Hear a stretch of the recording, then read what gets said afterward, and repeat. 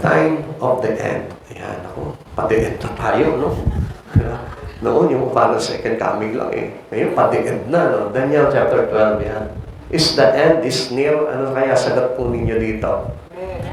Sino mo dito nagsasabi na malapit na po talaga ang wakas?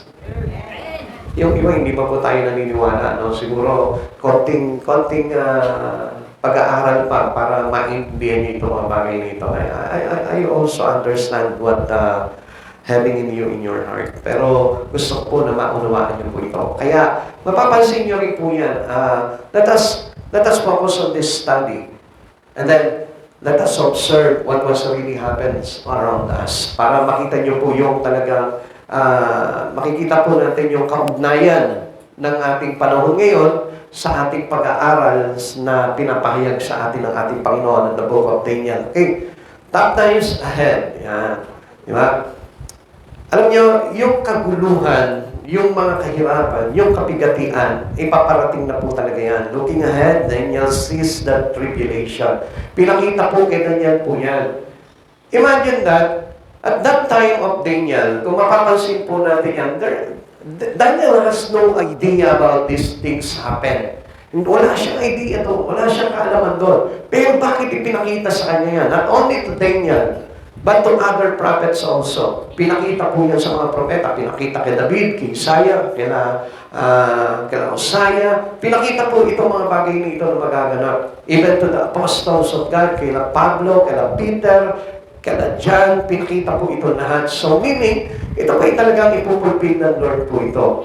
And nowadays, narami na rin po mga revelations sa Lord about the coming top times na mangyayari sa panahon po natin ngayon. Kaya, we better prepare ourselves.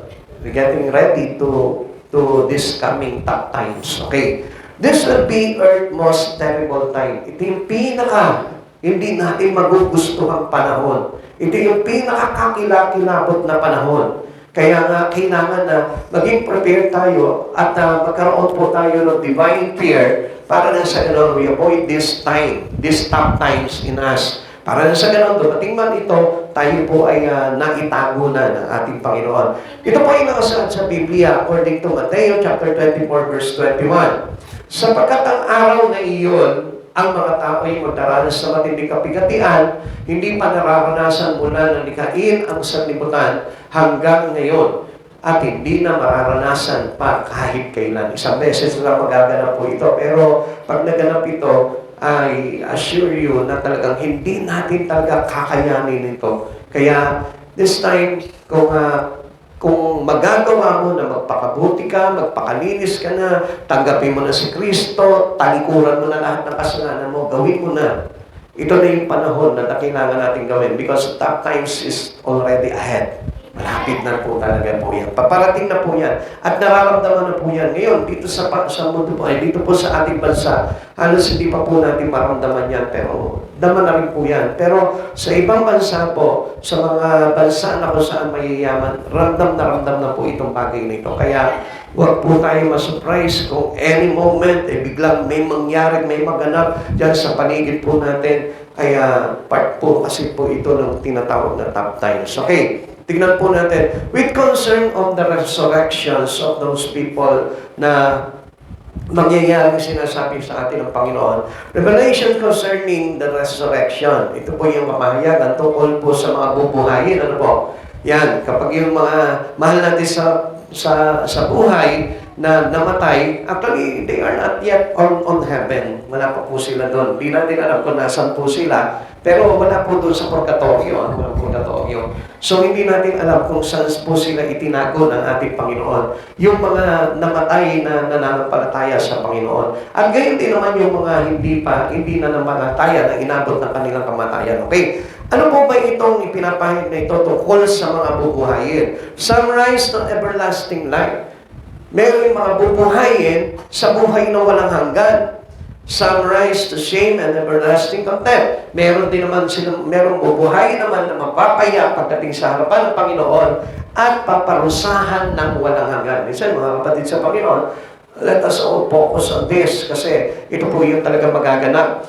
Sabi po dito, mayroong mga bubuhayin para magtamo sila ng buhay na walang hanggan.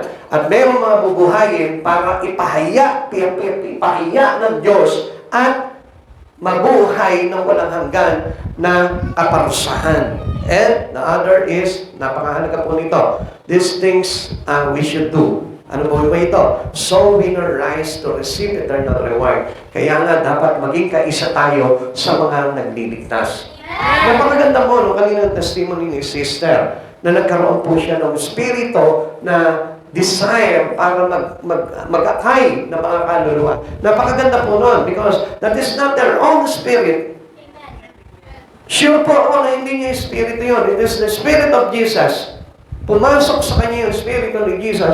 That's why she decided to win soul. Alam niyo kasi pag meron po tayong puso na pagkakay ng kaluluwa, that was the Spirit of God. Yung Spirito po ni Jesus po yun. Kasi hindi naman po natin gugustuhin yun. Because people today are so selfish. People today are self-centered. People today, wala po silang inisip kundi yung sarili po nila. Kaya nga po, marami po ngayon, even Christians today, they don't have time to win soul. They don't have time to invite more soul to come to Jesus. Wala silang panahon doon. Bakit? Kasi nakapokus lang sila sa sarili nila. Napakaganda po no, praise God, dahil yung pong pinahayag po niya ay talagang binigay sa kanya ng Panginoon para ipaunawa po sa atin. Noong una, sabi niya po gano'n dito, excuse me, noong una, sabi niya po dito, akala niya,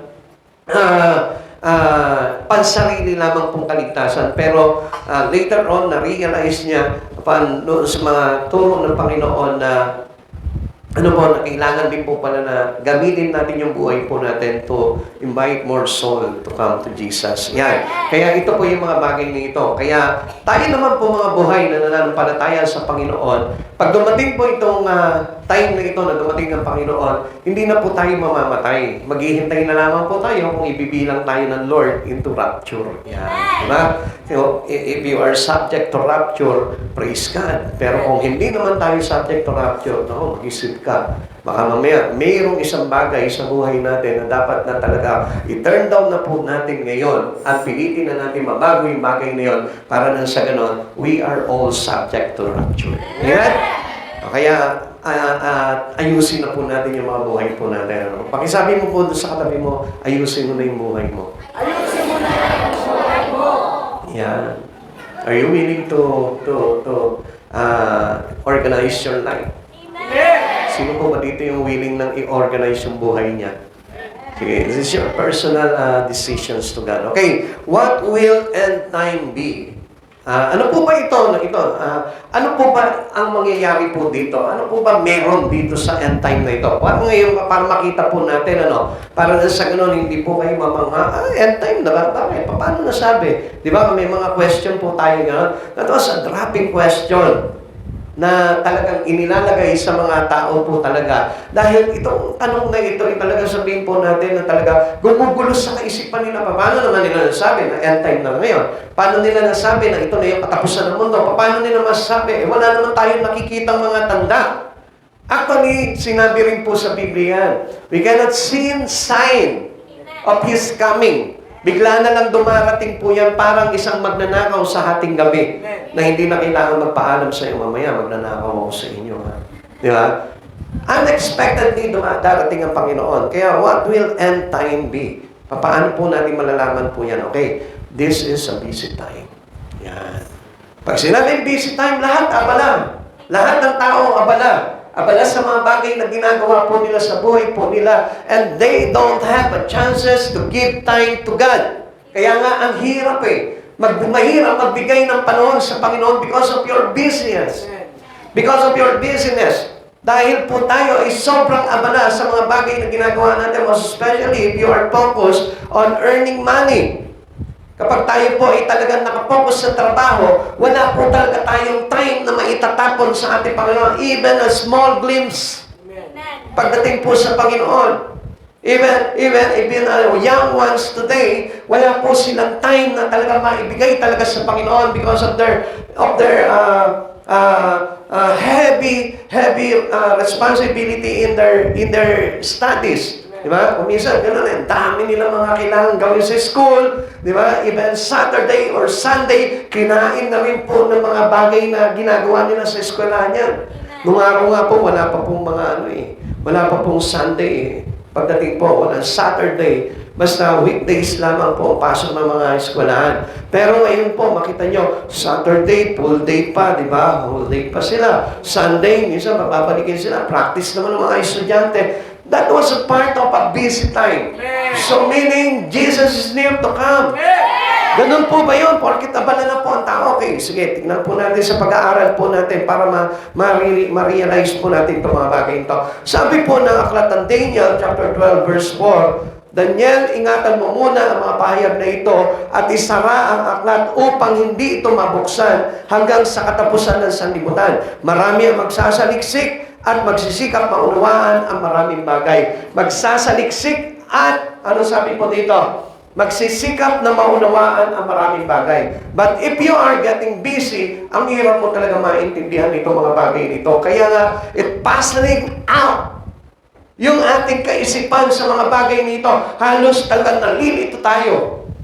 We are getting confused in everything that we heard about last days. Talagang magkakompuse ka, talagang malilito ka talaga. Bakit? Kasi bakit po ba mangyayari ito? Alam niyo kung bakit nalilito po tayo? And we have a lack of understanding about the things in here because of what? Because of our business time. Kasi nagiging busy po tayo. Kasi ang focus po, ang tendency po ng focus natin into the Word is not having an understanding about the Spirit. Yun po yung magiging tendency nun. Kaya ang sabi po dito, worldly busy affects our understanding about second coming. Kaya po na-apektuhan po yan. It is the tactic. It is a strategy of Satan para maraming mapahamak. Para maraming hindi makapaganda into the coming of our Savior.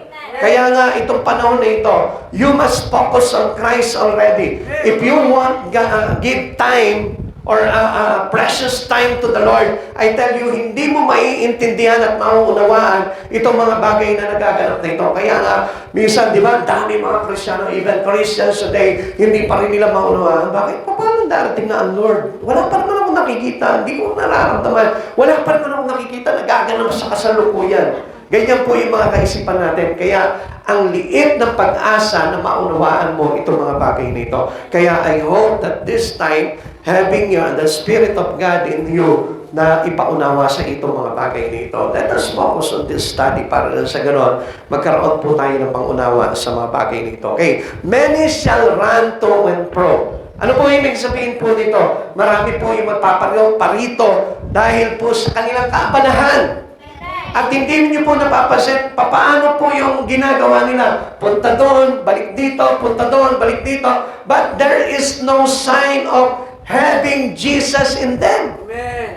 Wala kang makikita na parang, si Jesus pala yung pinagkakaabalahan nila. Meron pala, si Jesus pala yung hinahanap nila kung bakit busy sila ngayon because of Christ Jesus. Kaya sila busy ngayon because of their service to God, because they want to worship God in a whole life of them. Hindi po ganun yung nangyayari. Kaya many shall run to and fro because of their things in life. In their personal life.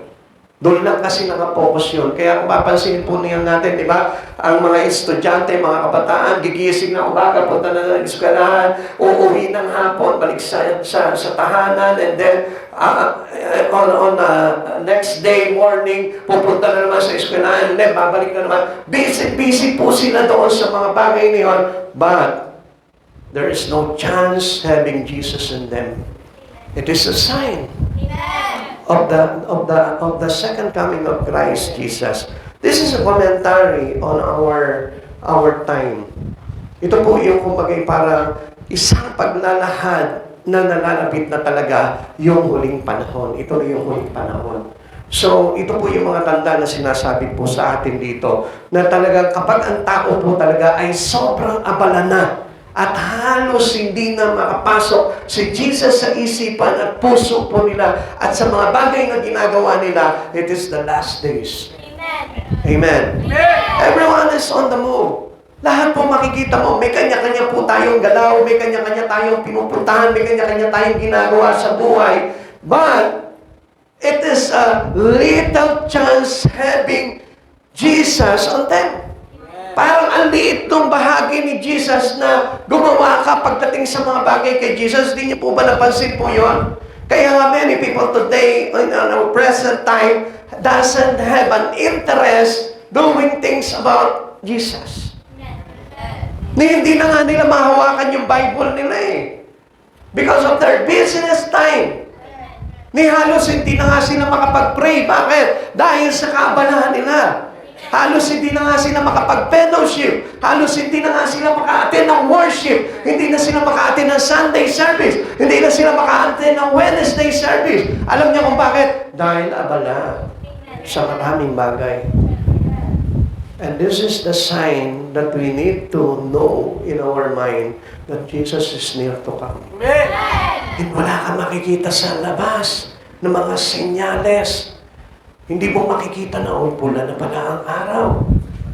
Naku, nangingitim na pala ang sanlibutan. Hindi yun na magiging basihan, kundi we know that in the sense of people today. Makikita po natin yan sa mga tao. Kung ano na po yung kalagayan po nila sa mundo po ito. Amen.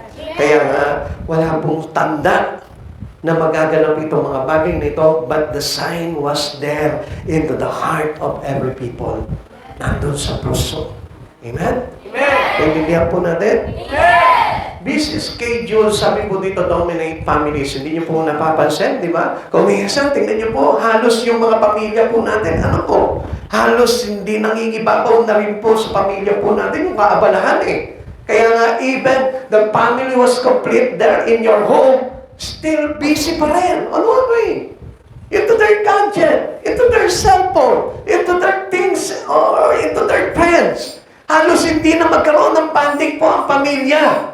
Nandun kayo, kompleto, si nanay, si tatay, yung mga anak, nandun kompleto, pero may kanya-kanya silang activities in life. May kanya-kanya silang hawak na cellphone at may kanya-kanya silang mga ginagawa. Amen? So meaning busy pa rin. There's no precious time.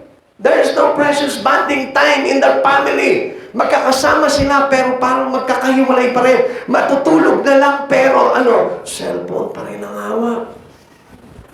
See? So, meaning, busy ang tao. Meaning, halos wala na tayong time. Kaya nga, nangingibabaw na sa pamilya ngayon, yung kaabalahan. Amen? Amen? Amen? Hindi niyo po ba nakikita yung pansinin niyo mabuti and let the Holy Spirit lead you according to His will. Okay, tingnan po pa muna tayo. Ano po? The speed and ease of travel are unprecedented. Ano po ibig sabihin po nito? Makikita po natin na parang, okay, halos madali na maglakbay o madali na mag-travel kung saan-saan, parang napakabilis, no? Pero, ano po yung nangyayari? Tingnan nyo po, di ba? Ang dami na nating access eh.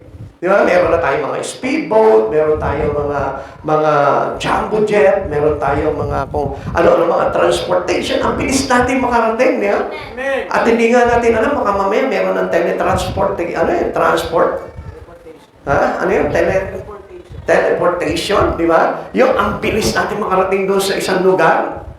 Baka mamaya makita mo yung isang katabi mo dyan, wala na pala dyan, kala mo nandyan pa. Pero hindi niya alam, nandun na po pula siya sa Amerika. Di ba? Nagmumuli-muli na po siya. Di ba na po pala yun nasa isipan niya. Di ba? Hindi na pala si pastor yung nakikita niya sa harapan. Baka mamaya, kalbitin mo muna yung katabi mo, baka mamaya maligaw yan. Hello? Di ba? Okay, tignan po natin. Unprecedented means, ano po ba ibig sabihin ito? Ibig sabihin po nito yung parang ang hirap gawin eh. Ang hirap pangyari. Bakit? Kasi kahit na sabihin natin, easy to travel or speedy to travel, pero still, ano nangyayari po sa crowded highways are the norm everywhere.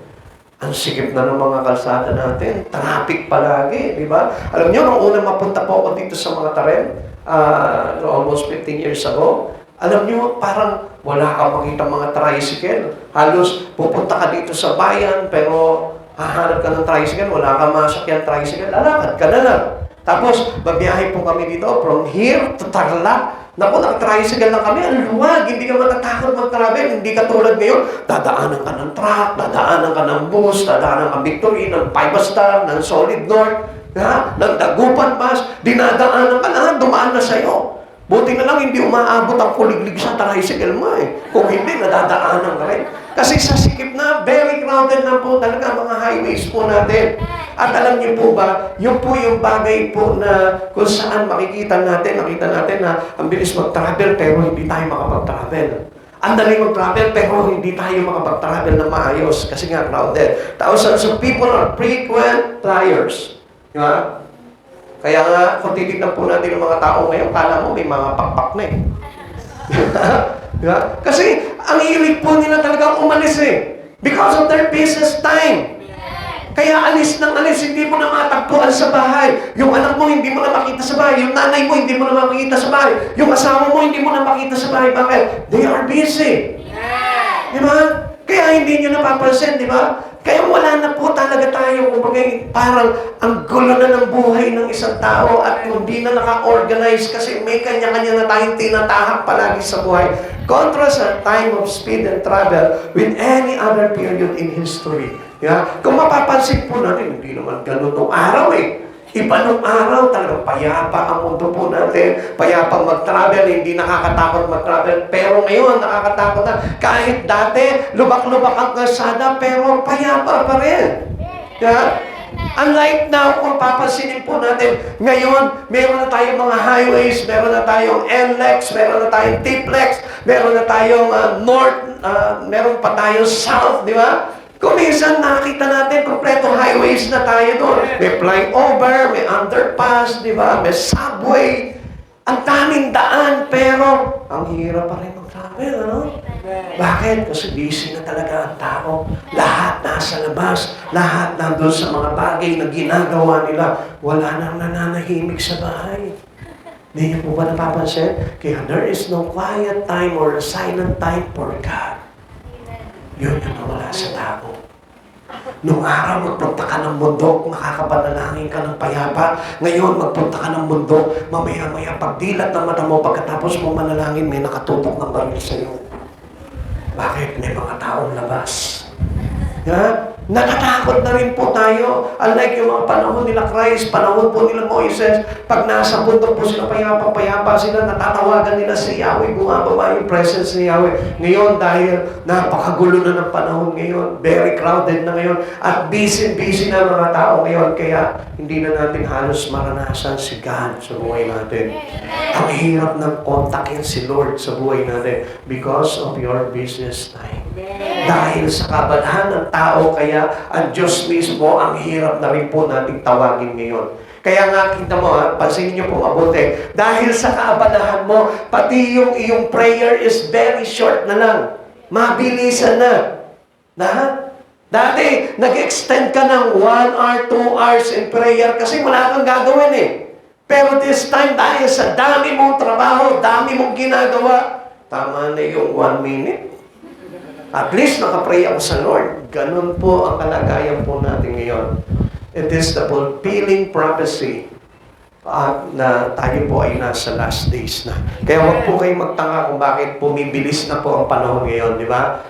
Sunday lang ngayon, bukas na naman, makita mo, Sabado na kinabukasan, Sunday na ulit. Ang bilis ng panahon. Di ba? Dati lang naaalala ko, 18 years old ako, ngayon 37 na ako. Ang bilis ng panahon. Di ba? Yung mga anak nyo na kinakarga-karga yung bukas, makalawa, makita mo yan, ang tanda na rin. Di ba? Hindi nyo napapansin, ganun kabilis. Kasi bakit? Dahil sa kaabalahan natin, ang bilis ng panahon, ang bilis tumakbo ng panahon, hindi mo na iniinda yung isang maghapon eh.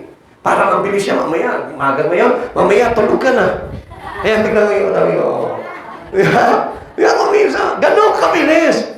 Yeah, katsa-charge mo pa lang, tapos mamaya tulog ka na, alam mo gabi na kasi. Buti na lang may nagbukas ng bintana doon, lumiwanag na ngayon. Di ba? Kaya akala natin, kasi kanina, akala natin gawin na, kasi ang bilis ng panahon po talaga ngayon. Huwag po kayong magugulat po. No? Ano po, tanong yung katabi mo, huwag kang magulat. Maaga pa ngayon. Ayan, okay. Tuloy po natin ito, no, para makita po natin. Sadly, many of us are too busy to take time for God. Busy na eh. Hirap na talaga magkaroon ng panahon para sa Panginoon. Tanongin mo nga yung katabi mo. Hirap ka ba na magkaroon ng panahon sa Lord? Ay, hindi. Madali lang. Kaya nga Sunday lang ako palagi nandyan eh. Hindi. Diba? Okay, sorry po sa mga ano. Alam nyo, if you have a lot of time in God, hindi po tayo maliligaw into these last days. Amen. Kasi the more you have time to God, the more we understanding the words or the things in God. Amen? Tandaan po natin yun. The more time we have to Lord, to God, and the more understanding we have in what was really happened today, malalaman po natin, maintindihan natin. God is asking you. Nagtatanong po ang Panginoon sa oras na ito, sa pamamagitan ng aral na ito. Ang tanong ng Diyos, are you too busy to take time for God? Masyado ka naman busy. Pakita mo yung katabi mo, masyado ka naman busy. Masyado ka naman busy. Di ba, hindi mo napapansin nung araw talagang active na active ka, no? Active na active ka, lahat dinadaluhan mo sa church, pag-prayer nila, pati yung pag-aalmusal nila, nandun ka, di ba? Sa church, nandun ka palagi. Natatandaan niyo yun. Busy ka sa Panginoon. Pero hindi mo napapansin, dahil sa kaabalahan mo sa labas, kaya nakukunti na lang yung panahon mo ngayon sa Lord. Kaya nagtatanong ngayon ang Panginoon sa buhay mo, are you too busy to take time for God? Pagka ikaw mismo, parang busy ka na, abala-abala ka na sa buhay mo, at halos hindi ka na magkaroon ng panahon sa Panginoon, I tell you, that was a terrible time you had in your life. Kakilakilabot na panahon yan. At kahit na hindi na dumating yung time na kung saan tinatawag na tribulation, yung matinding kapigatian na darating ngayon pa lang, I tell you, pag wala kang time sa Panginoon, yan po yung tinatawag na terrible time in you, in your personal life.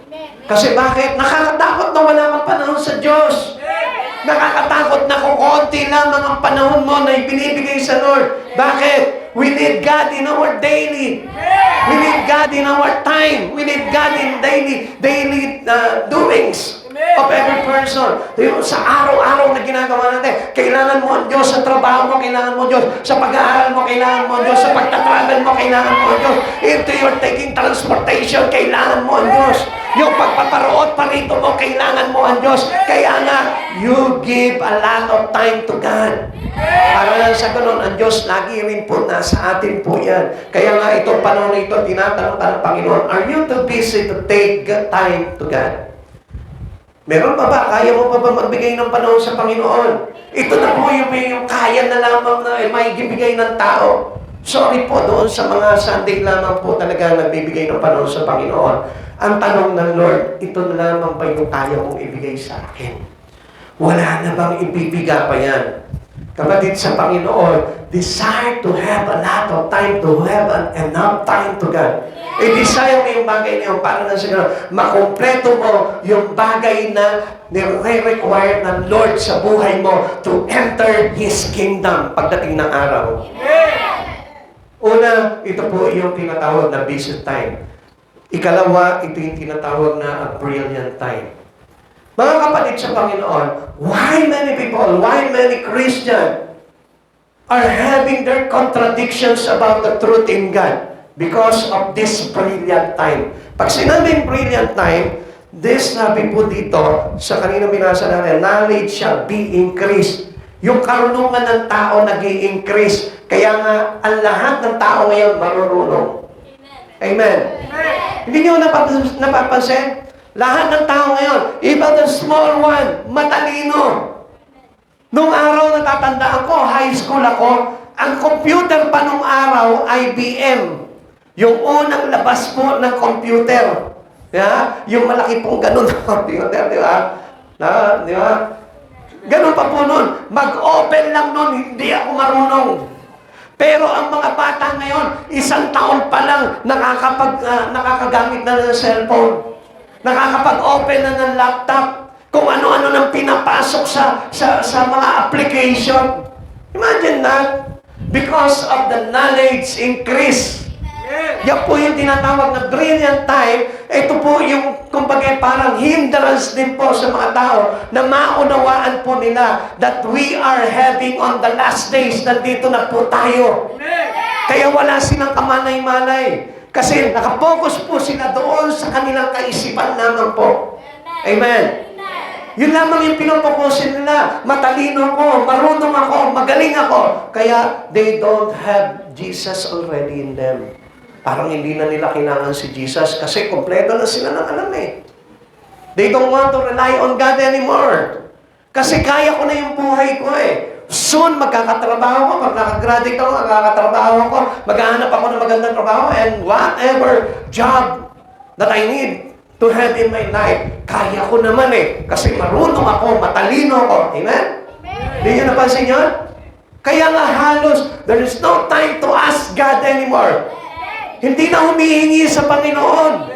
Lord, bigyan mo ko ng trabaho. Hindi na eh.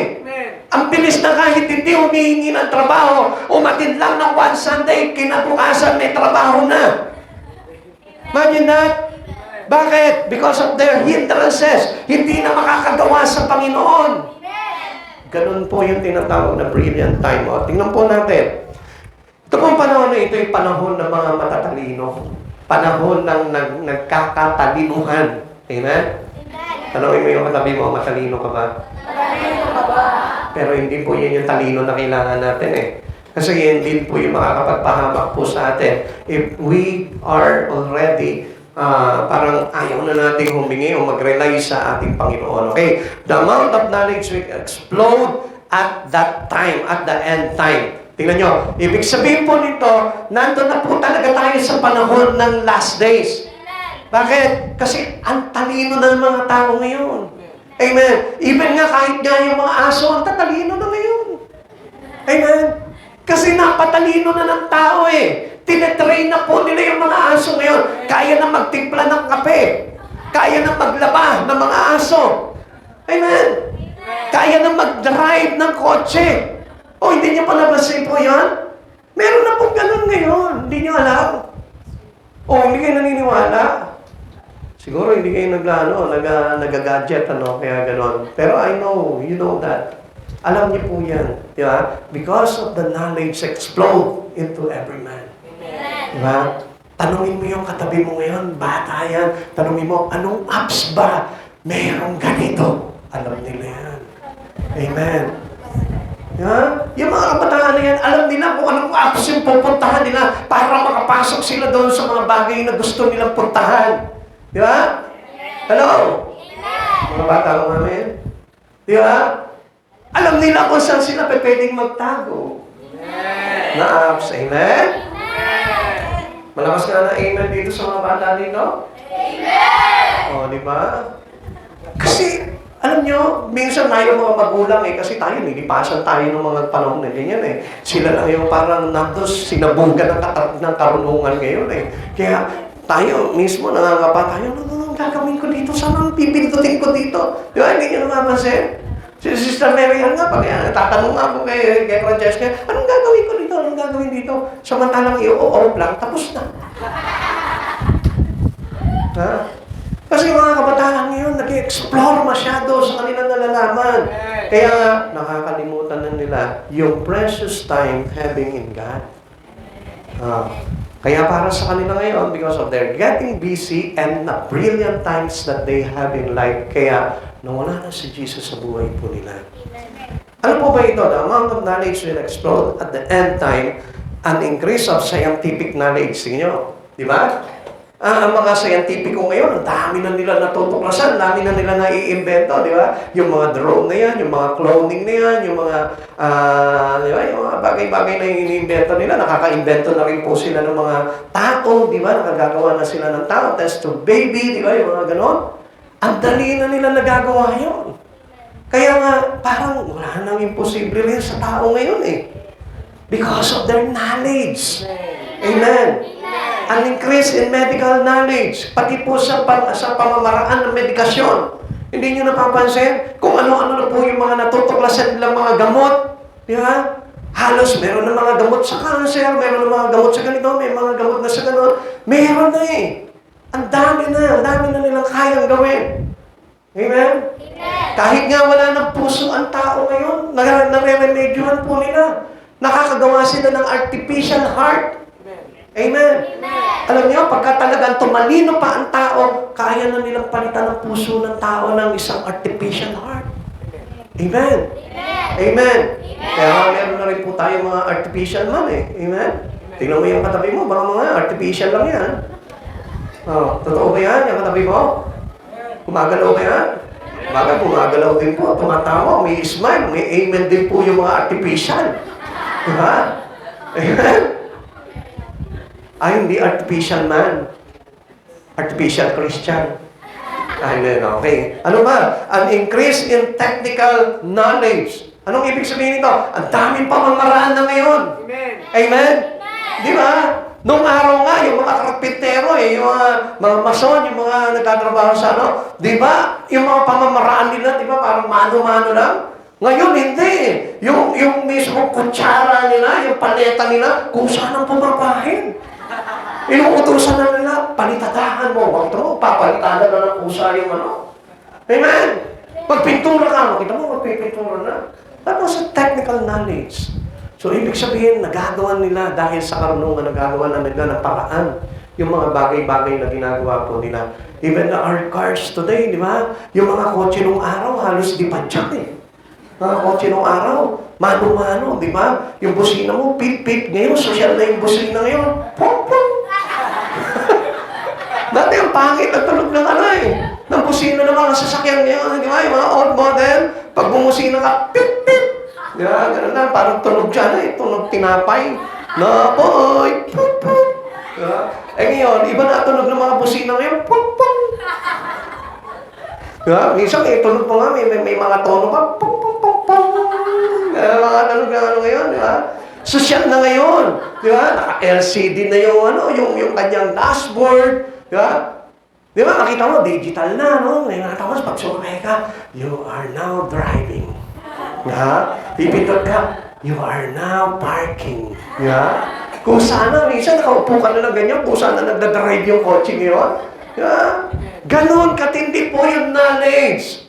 Kaya nga, itong panahon na ito, yung tinatawag na at the last days, there is a knowledge explode. Ito na yun eh. Mga kapatid sa Panginoon, yung mga robot na gagawa na nilang parang totoong tao. Yung mga galaw, yung pagsasalita, yung pag-iisip, alam nyo, talagang halos parang cloning na talaga ng totoong tao. Kaya masasabi po natin ngayon na talaga, this is the last days. Maaaring hindi po natin naiintindihan, but if you are focused on the words or the prophecy about this word, malalaman natin na nasa huling panahon na po tayo. Amen. Amen. Now we have artificial knowledge. Meron na rin po tayo mga artificial knowledge. Alam niyo kung bakit? Alam niyo kung bakit naging matalino ang mga tao ngayon? Because of that computer age. The computer age with all its wonders. Ang dami mo na magagawa sa computer eh. Amen. Kaya nga, pag nag-access ka into your computer, ang dami mong pwedeng gawin. Alam niyo, nung araw, pag nag-aaral po kami, gumagawa po kami ng mga outline po namin. Kailangan pa po namin ng mga books na ang tataba. May Thompson pa kami, meron po kami commentary Bible, meron kami mga history book ng Bible. Ang dami, ang kakapal nun. Ang bigat nun. Pagka mag-aaral ka, ganyan, dala-dala mo sa table mo, dala-dala mo, hindi mo alam kung saan mo papato. Ngayon, meron ka lang isang laptop, okay na lang. May Bible ka na, may commentary Bible ka na, may historical Bible ka na, meron ka ng Bible dictionary. Kompleto na, nandun na lahat. Ha? Isang click mo na lang yun. Kaya nga yung karunungan ng tao ay talaga na-enhance ng todo because of this computer. Kaya lang, ang masama po dito, it affects all areas of life and fulfill the prophecy.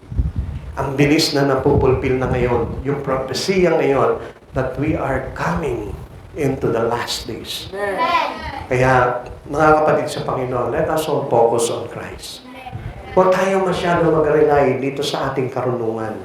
Kasi yung karunungan na meron po tayo, listen mga kapatid sa Panginoon, nakikinig pa po kayo? Amen! Alam niyo, minsan yung sobrang karunungan ay naglalagay sa atin sa kapahamakan.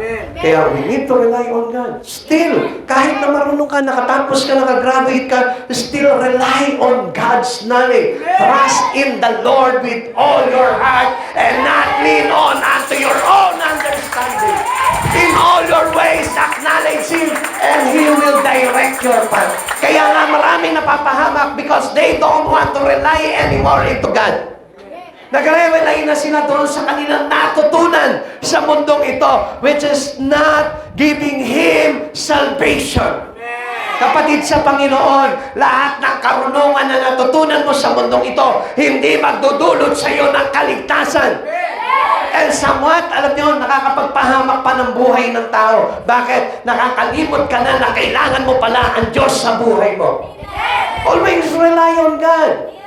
Kailangan nakarely ang buhay po natin sa Panginoon. Kaya nga tayo nakikinig ng salita ng Diyos to know more about God. Para na sa gano'n, yung pamumuhay din natin maitumpak din sa tama. Yun po yung talagang kahalagahan po talaga ng Biblia. Para na sa gano'n, tayo po ay talaga nandun sa tamang direksyon patungo sa Panginoon. At hindi tayo nililigaw ng karunungan po natin. Kaya nga, lahat ng area ng buhay natin is affected already by our knowledge exploding in us. Kaya, mga kapatid sa Panginoon, huwag kang matuwa na ganong katalino yung anak mo. Huwag kang masyadong matuwa na, wow, ang talino ng anak ko. Kaya anong nangyayari? Minsan sa sobrang talino ng anak mo, parang feeling mo, ikaw na yung anak, siya na yung nanay mo. Bakit? Minamandohan ka na eh. Ikaw na yung tinuturuan ng anak mo. Nakita niyo ba na akala niyo maganda yung bagay na yun? No! Still, you are parents to them. At kailangan ikaw pa rin yung nagtuturo sa kanya. Even though sabi mo, ikaw nanay, hindi ka graduate. Yung anak mo graduate, valedictorian. Marami mga awards sa school. But still, ikaw pa rin yung nanay. Ikaw pa rin yung dapat na magturo sa kanya ng wasto. Amen. Kasi kung minsan, anak, ikaw na magturo sa akin kasi ikaw naman nakagraduate. Alam mo naman, si nanay mo, elementary lang. Wala naman natapos si nanay mo. Huwag kang papayag ng gano'n. Why? Because that knowledge, it cannot complete your salvation. Amen. Tandaan po natin po yung bagay na yun. Tingnan po natin, okay, no communications breakthrough continues to change our life. Still, alam nyo, wala naman pong tagumpay. Kahit na gano'n kadali, gano'n kainam yung ating mga bagay na nagagawa po dito sa mundong ito. Still, hindi naman nakapagbago ng buhay ng tao talaga eh. Amen? Papasin nyo, the same yesterday. Parehas pa rin po ng mga ninuno natin eh. Kaya lang siguro, naging marunong tayo, naging high-tech tayo, yung lifestyle natin siguro na bago, but still, there's no changes in your spirit. Ganon pa rin yung espiritu. Naging matalino ka lang, naging mayaman ka lang, pero ang totoo niyan, yung espiritu mo katulad pa rin ng dati. But you know that, still life of people today are the same. Parehas lang. Wala na bago po doon, kundi natuto ka lang na marami dito sa mundong ito. Pero hindi naman po yung talagang basihan. Ang totoong basihan po nito, yung pong mabago talaga yung espiritu natin in Christ Jesus. Kaya nga, ang sabi po ng 2 Corinthians chapter 5 verse 17, therefore, if anyone is in Christ, the new creation has come, the old has gone, the new is here. Wala na yung dati. Wala na yung lumang pagkatao, bago na. Kaya hindi nyo napapansin ngayon.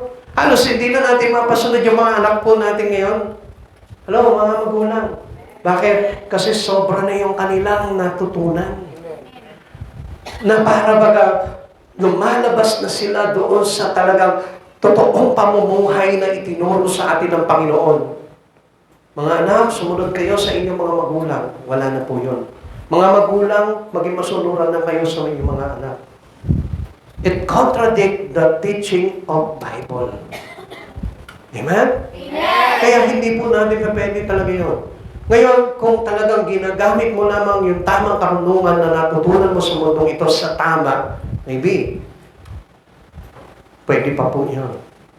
Amen? Pero kung lumalabas po tayo doon sa talaga, parang nasasagasaan na natin yung talagang totoong karunungan na ibinibigay sa atin ng Lord. This is a change that people need. Ito pong sinasabi po dito, na kailangan makipag-isa tayo kay Kristo and we having that knowledge from God. At yung knowledge na yun yung magbibigay sa atin ng bagong pamumuhay. And all that change in our life. Lahat ng bagay sa buhay natin mababago po yan because of Christ Jesus. Since knowledge multiplies, accelerations of knowledge will increase. Tingnan niyo po yan, ha? Patuloy po na nadodoble yung karunungan ng mga tao, kaya naman patuloy na umaangat, mabilis na umaangat yung karunungan ng mga tao. Magulat ka, bagong panganak pa lang, baka mamaya nagsasalita na agad yan. Yes, that is not impossible. Kapapanganak pa lang, baka mamaya tinatawag, ikaw na yung nanay ko. Sabihin sa'yo, kakahugot lamang sa sinapupunan, sabihin sa'yo, nanay, kamusta po? Yes, totoo po yan, mangyayari po yan. Kaya lang, kung aabot pa. Pero I think na malapit na po talaga ang Panginoon po sa buhay po natin. And last, meron po tayo tinatawag na because the knowledge explode, we have now the time that people are blind. A blind time. Kaya marami na po mga tao po ngayon ay bulag. Pakisabi mo sa tabi mo, huwag kang bulag. Yan. Amen? Kaya huwag mo nang pipikit ang mata, mabubulag ka. Siyempre, meron ba nakakita ng pikit ang mata? Wala. Ha? Ang tinutukoy po kasi natin dito is blind spiritually. Sabi ko nga po sa inyo, pagka masyado tayo matalino sa mundong ito, sometimes we are blind spiritually. Kaya nga kung minsan, di ba, parang we don't want to submit our life into God already. We don't want to submit our life into God's authority. Kaya nga parang ayaw na magpasapok ng tao eh. Bakit ako magpapasakop dyan? Bakit ako magpapasakop sa tinuturo niyan? Samantala, ang dami ko alam. Graduate ako. Ang taas ng pinag-aralan ko. Ganun po ang sistema ng tao because they are blind spiritually. Kaya ang tao, akala po nila matalino po sila. You remember Nicodemus? Ito po si Nicodemus, talinong tao nito eh. Kaya sa katalinuhan niya, parang naging mangmang siya pagdating sa harapan ng Panginoon. Di ba? Kaya nung time na nakilala niya si Jesus, parang nagkaroon siya ng curiosity na talaga puntahan dito si Jesus isang gabi. Nahiya pa siya kasi tagapagturo siya eh. Diba? Nahiya siya pumunta ng umaga, kaya gabi siya pumunta. Buti pa si Nicodemo, no? Kahit gabi pumupunta kay Christ. Pero tayo tulog na. Kahit ka sa umaga, minsan tinatawag tayo, mas gusto pa natin matulog. Pero ang kagandahan po dito kay Nicodemo, nung turuan po siya ni Jesus about life, about eternal life, doon niya na-realize na wala palang silbi yung kanyang dinadala. Amen? Ang sabi niya po dito, paano magkakaroon ng buhay ng walang hanggan? Sabi ni Jesus sa kanya, unless a man be born again cannot see the kingdom of God. Ang sabi ni Nicodemo ulit sa kanya, paano po may papanganak muli ang isang katulad ko? Papasok pa ba ako sa sinapupunan ng magulang ko? Sabi ni Jesus sa kanya, unless a man be born again, he cannot seek the kingdom of God. Maliban ang tao ay may panganak muli sa Espiritu ng Diyos, doon lamang po siya pag-aharian ng Diyos. Doon niya na-realize na, hindi pala uubra dito yung karunungan na meron ako. Iba pala yung karunungan ng Diyos. Kaya nga pag nagsalita si Jesus na sa mga Pariseyo, namamangha yung mga Pariseyo. Ang sabi nila kay Jesus, anak lamang ito ng isang di ba? Ng isang karpintero. Anak lamang ito ng mahirap, walang pinag-aralan to. Kaya po namamangha po sila doon. Dahil punong-puno ng karunungan. And that knowledge is belong to the Spirit of God. Kaya nga alam niyo mga kapatid sa Panginoon, hindi natin dapat hangaan yung mga matatalino ng sanlibutan. Ang totoong dapat hangaan natin, yung matatalino na nakakaunawa na mahalaga si Jesus sa buhay po nila. Amen. Mangmang ang isang tao na kahit na sabihin mo, marami siyang achievement na narating po dito sa mundong ito, but he doesn't know Jesus and he had no Jesus in their life. I tell you, he is foolish. Amen. Ang isang tao po na talagang matalino ay mayroong Jesus sa buhay niya. Amen. Amen. Kaya mga magulang, huwag kayong matuwa sa mga anak nyo. Aral sila ng aral, aral sila ng aral, pero wala naman sa Panginoon. I tell you, it is foolishness. Why I may say that is foolishness? Bakit ko po ba sinabi po na kahangalan yun? Bakit? Because that was only temporary. Yung karunungan na ginain natin dito sa mundo ito is temporary. But the knowledge that given to us by Jesus when we are having Jesus in our life is eternally. Pang walang hanggan. Kaya nga kung marunong ka talaga sa buhay nito, it is Jesus the important things in you. Si Jesus dapat yung pinakamahalaga sa buhay natin. Tingnan niyo po ito, blind time. Bakit mo naging blind time? None of the wicked shall understand. Ang sabi po ng Biblia, sabi po dito, walang mga makasalanan na makakaunawa ng karunungan tungkol sa katotohanan. Balit sa Panginoon. If we are living in this world, I tell you, you are living in sin. Kaya nga sabi ng Lord, we need to cross over. Ano pong ibig sabihin nun? Kailangan na mabuhay tayo sa Espiritu ni Jesus, sa mundo ni Jesus, sa pagkatao ni Jesus, sa pamumuhay kay Jesus. Kaya nga, we need to transfer our life. We need to renew our mind. Amen. Sapagkat yun po yung kailangan para tayo po ay magising. Para tayo po ay talagang magkaroon ng kaunawaan pagdating sa Panginoon, sa mga bagay sa Panginoon. Increase wickedness in spite of increase of enlightenment. Anong ibig sabihin nito? Nagiging matalino ang tao. Nagiging mahusay ang mga tao. Lahat mayroong mga tinapos sa eskwelahan po nila. But still, ano nangyayari? Lumalala pa yung kasalanan. Dumadagsa pa yung kasalanan. Alam niyo mga kapatid sa Panginoon, kung marami sana matatalino, walang patayan, walang nakawan, walang krimen, walang panghahalay, walang mga bagay na kasamaan. Yun po yung totoong karunungan. But I tell you, yung karunungan ng tao na pinangalat sa mundong ito, it's not the truth knowledge. Amen. Kaya hindi nyo napapansin, rampant po yung krimen eh. Ang daming krimen. Kung maraming taong matatalino, supposed to be wala po sana, kumbaga parang small percent lang yung mga kasamaan na nangyayari po dapat. Hindi nyo napapansin po ngayon? Ha? Road rage. Okay, example naman po yan. Yung mga road raging, makikita mo magtatalo. Parehas mayaman. Parehas may tinapos. Nagitgitan sa kalsada dahil gusto lang mag-unahan. Katalinuhan po ba yun? Graduate ng Lasal, graduate ng Ateneo, naggitgitan sa kalsada. Hello? Karunungan po ba yun? Because that was not the true knowledge. Because the true knowledge coming from or belong to God. Sa Diyos nagagaling po yun. Kaya hindi nyo napapansin, di ba? Nakita nyo po yung doktor. Kung nabalitaan nyo po dito, yung doktor na doon sa parking lot, eh, pinatayin niya yung kapwa-doktor niya. Kung nabalitaan nyo po yun, doktor po yun, nagpatayan. Anong problema? Doon lang sa parking. Doktor, so meaning they are knowledgeable. Amen? Pero ano dahilan bakit sila nagpatayan? Nag-unahan lang sa parking. Is it foolishness? Mga kapatid sa Panginoon, because they are blind. Akala nila yung karunungan ng mundo, yun na yung sapat at ganap na kailangan ng isang tao para mabuhay siya sa mundong ito. Amen. Kaya ano sabi po dito sa kaninang binasa natin? The wicked do wickedly. Education doesn't improve morality. Yung sinasabi po sa atin dito. And I sorry to tell you na mga kapatid sa Panginoon, even yung mga eskwelahan po ngayon, halos hindi na sila nakapokus ngayon into morality. Amen.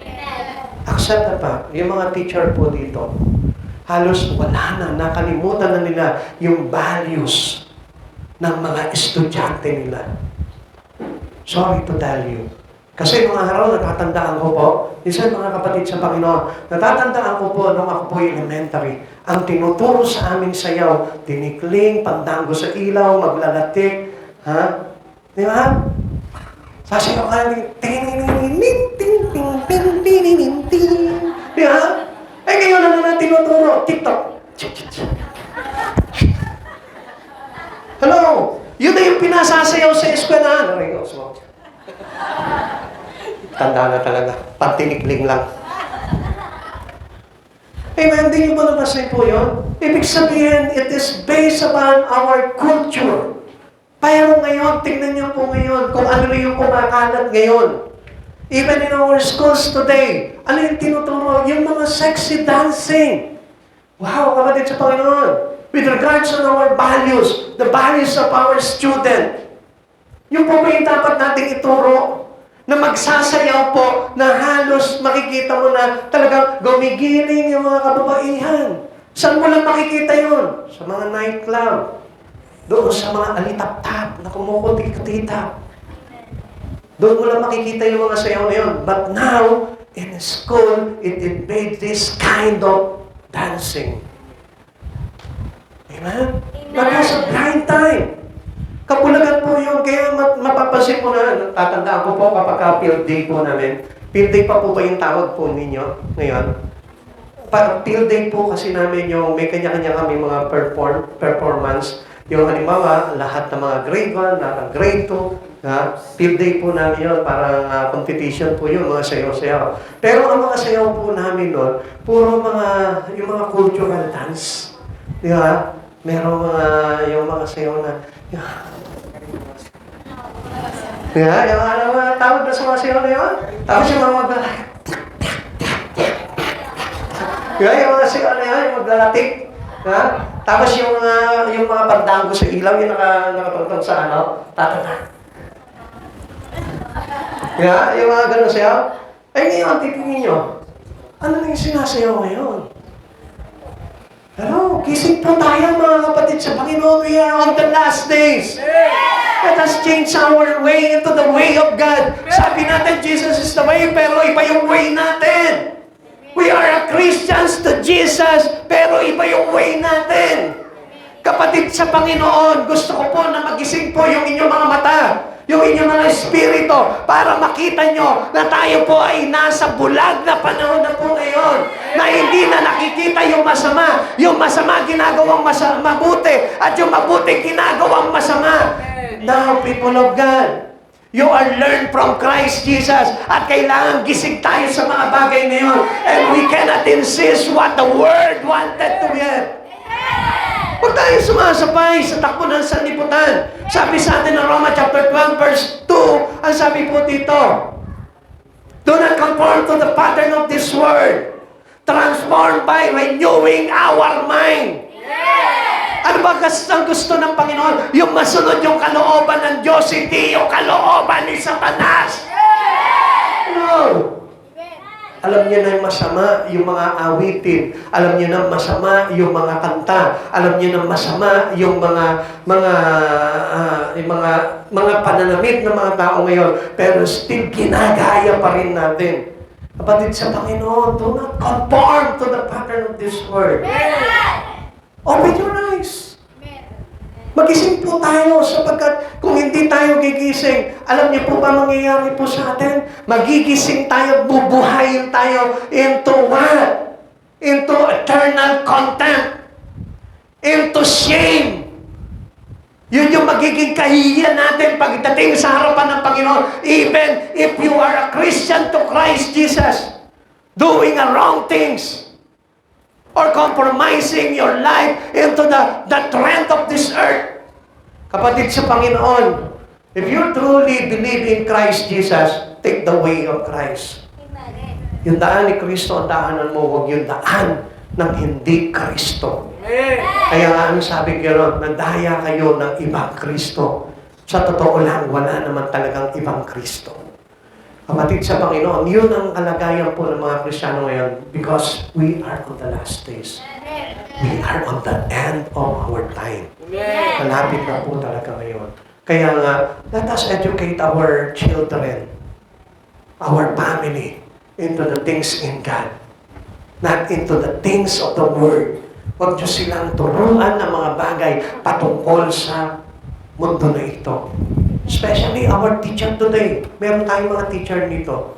Panindigan nyo, istanan nyo yung pamamaraan ng Diyos at huwag yung pamamaraan ng sanlibutan. Amen. Let us all renew our mind. Tignan natin, ano ba yung mabuti? Kaya nga hindi na natin makita yung mabuti. Sabi po sa atin ng Biblia, magpapakasama ang marami. Ang mga masasama ay lalo magpapakasama. Ang mabubuti ay magpapakabuti. Amen. Kaya nga dapat na maunawaan po natin ang mga bagay nito. Okay, sabi po ng Daniel chapter 12 verse 10, magpapakabuti ang marami at magpapakalinis ng kanilang sarili. Ngunit magpapakasama pa ang masasama at isa man sa kanila ay di aabot sa pagkaunawa sa mga bagay na maunawaan ng marurunong. Ano sabi po dito? Kaya hindi natin maunawaan yung kalooban ng Diyos dahil sa ating kasamaan.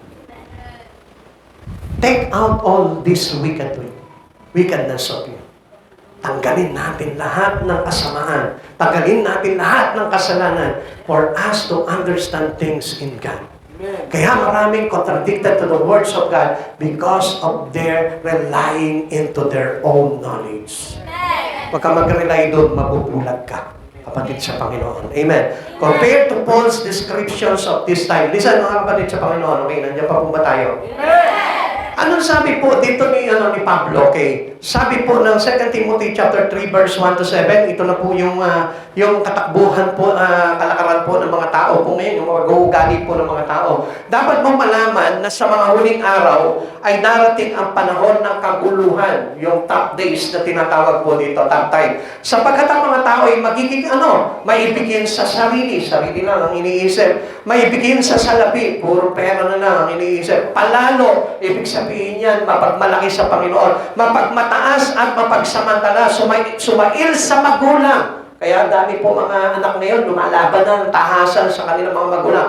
Walang utang na loob at lapastangan sa Diyos na kahit na nayuyurakan na nila ang Diyos, hindi sila natatakot na kahit Kristiyano sila, ginagawa nila pawang bangga pa rin sa kalooban ng Diyos. Ibig sabihin nun, lapastangan sa Diyos yun. Sila'y magiging walang pagmamahal sa kapwa. Bakit? Kasi siyempre, ang sentro lang nila, yung sarili lamang po nila. Sila'y magiging walang pagmamahal sa kapwa, walang habag, mapanirang puri, walang pagpipigil sa sarili marahas, at walang pagpapahalaga sa mabuti. Ano pa?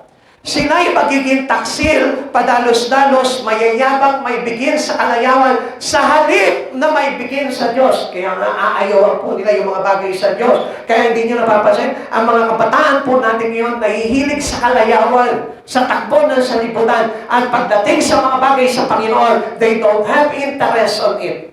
Ano pa po yun? Sabi dito, ngunit hindi naman nakikita ang kapanan sa pulpunan. Sila'y may anyo ng pagiging makadiyos, ngunit hindi naman makikita ang kapangyarihan nito sa kanilang pamumuhay. Fake Christian. Iwasan mo ang ganyang uri ng mga tao. May ilan sa kanila nagagamit ng panlilinlang upang makapasok sa mga bahay ng mga babaeng madaling manilang. That was blinded time. Ano pa? Tuloy po natin. Ang mga babaeng ito'y inuusig ng bigat ng kanilang mga pagkakasala at itinutulak sa sari-saring pagnanasa. Kaya ang daming gustong gawin ng mga babae na ito. Hindi na babae, lahat ng tao po ito. Tinutukoy po dito. Kaya yung mga nasa lamang ng kanilang naman, yung kanilang pinag-uukulan ng pansin. Kahit na mapahamak sila, wala silang pakialam po doon. Lahat na'y gustong matutunan ng mga babaeng ito, ngunit kailanman hindi nila maunawaan ang katotohanan. They are knowledgeable. They are searching for many knowledge in this life. But still, they don't have understanding about the knowledge of truth. Yan po yung totoong ugali na nagkalat na po ngayon sa buong sanlibutan.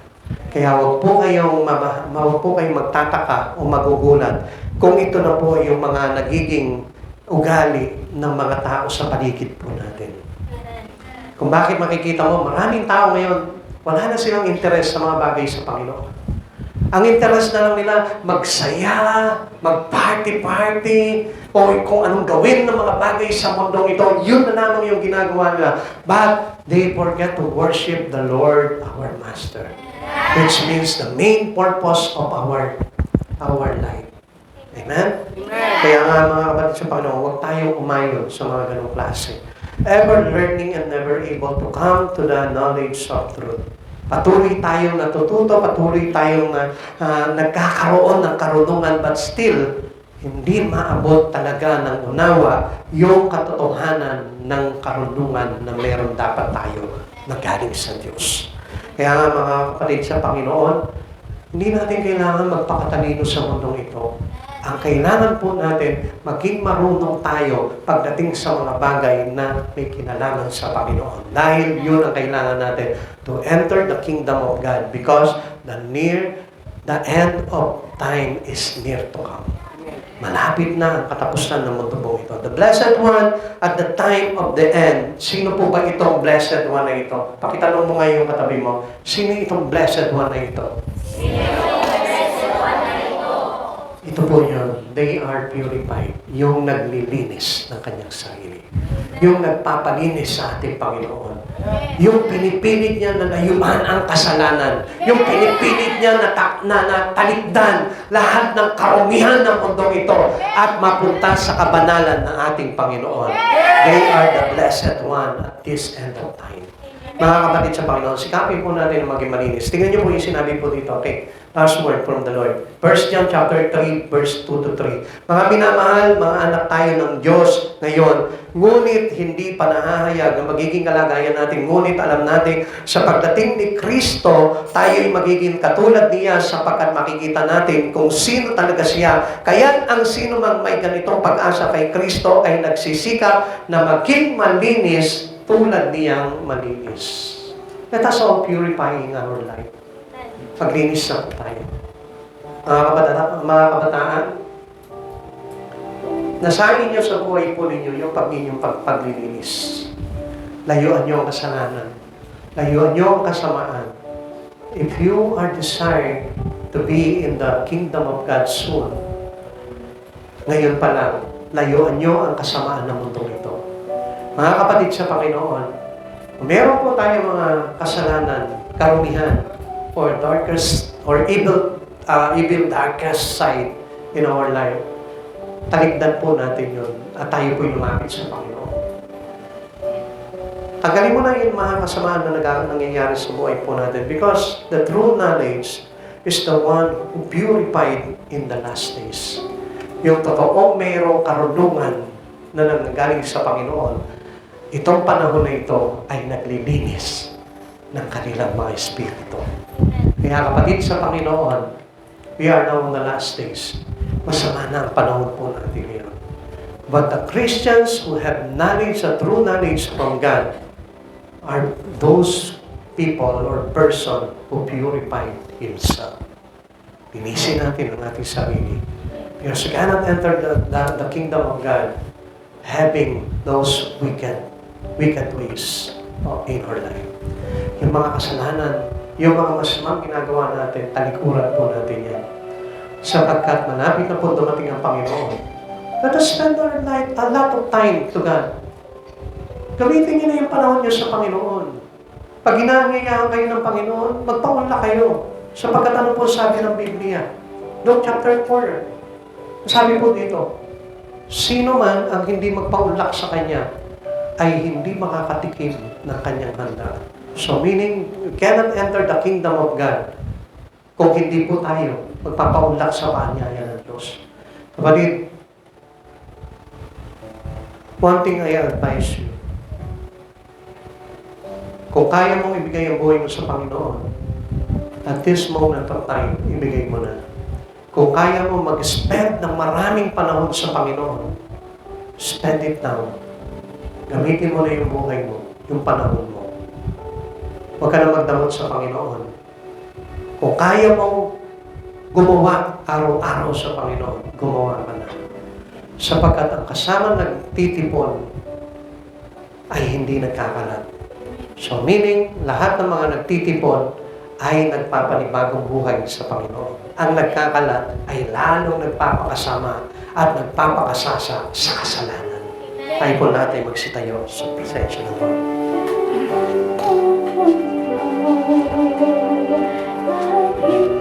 I hope that the Spirit of God will be on every one of us right now to tell us the truth about His knowledge. Yun yung kailangan natin. Kung bakit alam niyo maraming mga Kristiyano, maraming tao na hindi po talaga makaunawa ng mga bagay patungkol sa Panginoon. It's because they are relying on their own knowledge and not the knowledge that given to us by God. That's why we are blinded. Kung bakit po tayo nagiging bulag. Ngayon, sa panahon po natin ngayon, gaano man tayo kasama, kung tayo po ay may desire na magbagong buhay, magpalinis sa Panginoon, gawin mo na sa panahon na ito sapagkat nakakatiyak po tayo na darating ang Panginoon at hindi tayo mapapaya kung sisikapin po na bawat isa po sa atin ang pagpapakalinis na nais ng Panginoon sa buhay po natin. Enjoy the life in Christ Jesus. Yun po yung ating bigyan po ng kagalakan sa buhay po natin. Yung a life that is in Christ. Yung buhay na na kay Kristo. Hindi yung buhay na nandito sa mundong ito.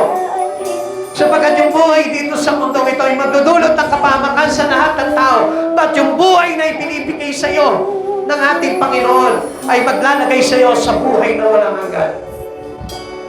It is your personal choice kung ano yung pipiliin mo sa mga panahon na ito. Right after here na marinig mo ang mga aral na ito na mula sa pagbabalik ng ating Panginoon ay hindi mo pa matutunan ang mga bagay na dapat na gagawin mo. I tell you, there is no other chances we have. This is the right chance. This is the perfect chance para talikuran po natin lahat ng mga bagay sa buhay natin. Alam niyo, napakaganda po nitong panahon na ito. Nasa huling panahon tayo ng year 2023. Papasok po yung 2024 and we made a list of the things that we need to change in our life, our New Year's resolution. Bakit hindi mo na gawin ngayon pa lamang? Diba? Timing na timing po ito. Nasa year-end po tayo. Bakit hindi mo pagsikapan? Nasabihin mo sa Panginoon, Lord, I really want to renew my spirit. Gusto ko na magbago, Panginoon. Ano man yung mga masamang bagay na nagawa ko from the past, from this year 2023, I am now willing to be changed by your Spirit, O Lord. Bakit hindi ka ngayon mangako sa Panginoon? Not only a New Year resolution, but make a covenant to Jesus. Because our God is a covenant God. Gusto niya na nakikipagtipan tayo sa Kanya. Gusto niya yung nakikipag-usap tayo sa Kanya. At alam niyo po ba, ang pag-asa po ng pagbabago ng isang tao ay hindi nakabase sa sarili niya, kundi nakabase pa rin kay Jesucristo. Kaya nga sa oras na ito, lumapit ka sa Panginoong Jesus, tanggapin mo si Jesucristo sa buhay mo, and have an interest to change. Repent to God, because Jesus is near to come. Kulang na po ang panahon po natin. Kaya kung mapapansin mo, ang bilis ng panahon ngayon. Kaya kung mapapansin po natin, napakarunong na ng mga tao ngayon. At sa kabila ng kanilang karunungan, hindi makapasok sa isipan po nila yung salita ng katotohanan na maglalagay sa kanila sa buhay na walang hanggan. You know why? It is because of their blindness. Kaya nga maraming tao ngayon still hindi marunong magpatawad. Alam niyo kung bakit? Because of their blindness. Sinabi ng Biblia na kung hindi ka magpapatawad, hindi ka rin papatawarin ng ating Ama. But still they are blind. And they don't want to forgive those sin with them. Kapatid, it is blinded time for you. Ang sabi ng Lord, kung hindi ka marunong sumamba at magpuri kay Jesucristo, hindi ka magkakaroon ng kaligtasan.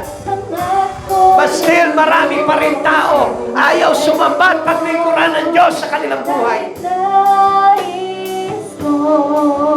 Napakapalad po ng katulad po natin kung nakakaunawa po tayo sa katotohanan sa Diyos. Pero gusto ko po na malaman po rin nyo, Ang sabi ni Jesus, kawawa ka Corazin, kawawa ka Bethsaida, kung alam mo lamang kung sino ang pumapasok at dumarating sa iyong lungsod. Di sana,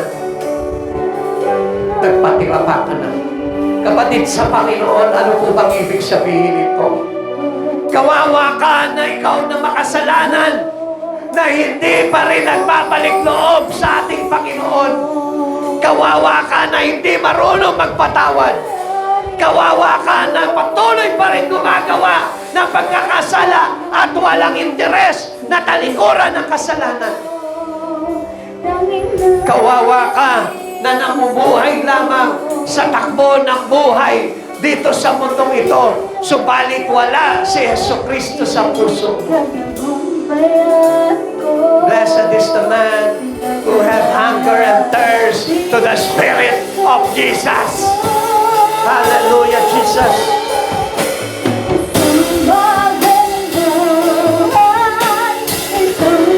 Desire to have a change in Christ Jesus. Come on, people of God. Have an interest. Kung wala kang interes sa mga bagay na ito kay Jesus, at hanggang ngayon, hindi ka pa rin naniniwala sa mga bagay sa Panginoon ay pinapahayag sa salita ng Diyos, I tell you, kawawa ka.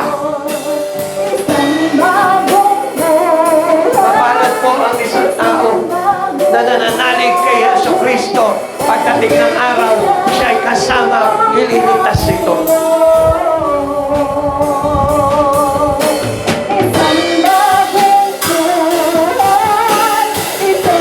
Mapalad ang hindi naguhubad ng malinis na kasuotan, sapagkat mabibilang siya pagdating ng araw sa mga ililigtas. Hallelujah, Jesus. Salamat, Panginoon, sa iyong mga pangungusap salita na ipinapayag mo sa bawat isa sa amin, O God, upang hindi kami tuluyang mapahamak sa ulo ito, O God. Thank you for this chance, O Lord, na ipinagkakaloob mo sa bawat isa sa amin, O God. And we want the Spirit of your living Son. We want the Spirit of Jesus to have on us, Lord.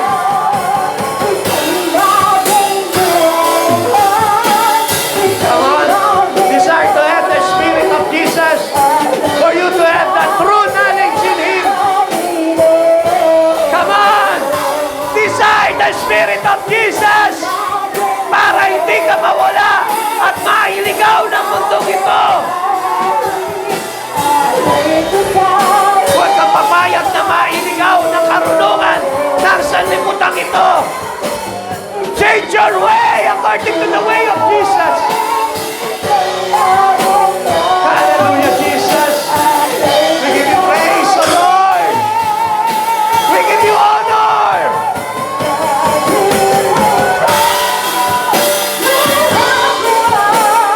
Pinaiwan mo ang lungkot ko'y napalitan ng kabanalan mo, kaligayahan.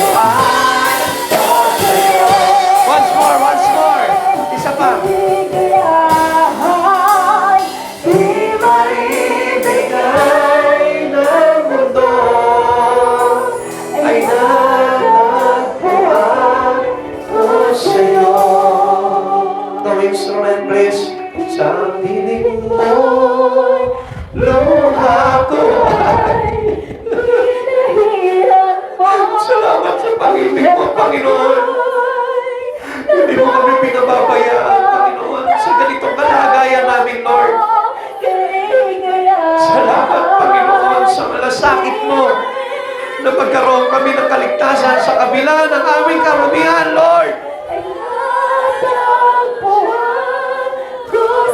Panginoong Jesus, salamat. Salamat. Pasalamatan mo si Kristo dahil ayaw niya na mapahamak ka.